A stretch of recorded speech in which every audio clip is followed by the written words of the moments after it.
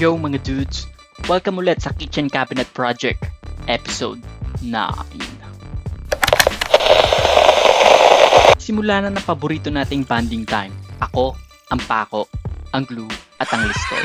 Unang step, lagyan ng liston gamit ang pako at glue.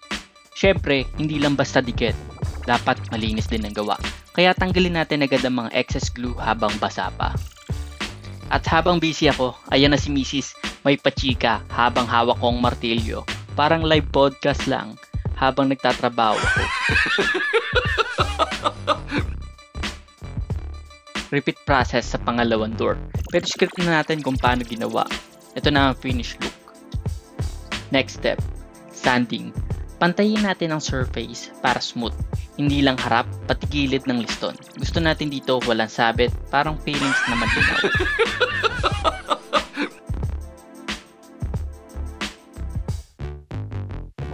Okay, pintura time.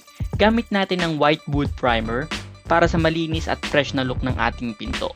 Dapat pantay, walang sapaw, para pag nilagay na parang gawa ng professional. Sandali lang mga dudes, may commercial break muna. Si Jaira kasi gusto ipabuo yung laruan niya. Yan, okay na.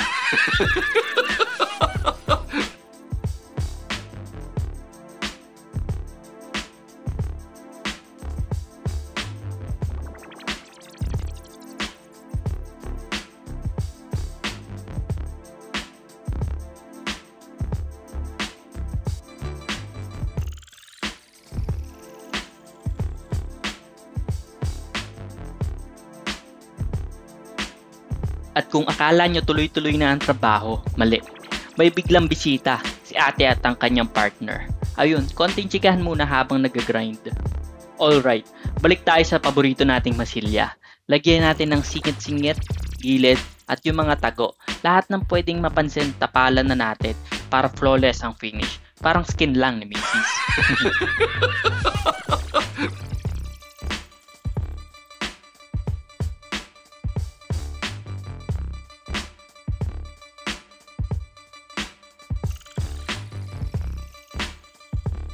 And of course, sanding ulit. Wala tayong tinatantanan dito. Dapat smooth.